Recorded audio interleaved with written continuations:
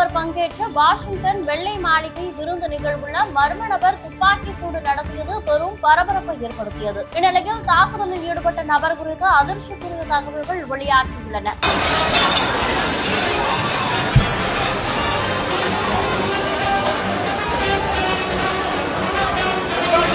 அமெரிக்காவின் வெள்ளை மாளிகையில் செய்தி சேகரிக்கும் நிருபர்களுக்கான விருந்து நிகழ்ச்சி வாஷிங்டன் ஹில்டன் ஓட்டலில் நடைபெற்றது.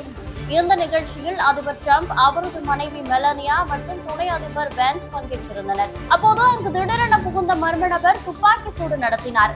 சுதாரித்துக் கொண்ட பாதுகாப்பு அதிகாரிகள் டிரம்ப் மற்றும் அவரது மனைவி பாதுகாப்பாக வெளியேற்றினர். இந்த தாக்குதலில் சிக்கிய அனைவரும் காயமின்றி அதிர்ஷ்டவசமாக தப்பினர். தாக்குதல் நடத்திய நபரை வளைத்து பிடித்த போலீசார் அவரை கைது செய்துள்ளனர். விசாரணையில் அவர் கலிபோர்னியாவை சேர்ந்த 32 வயதான கோல் ஆலம் என்பதும், இவர் அமெரிக்காவின் முன்னாள் அதிபர் கமலா ஹாரிஸ் ஆட்சி காலத்தில் அரசுக்கு அதிகமான நன்கொடைகளை வழங்கியதும் விசாரணையில் தெரிய வந்துள்ளது.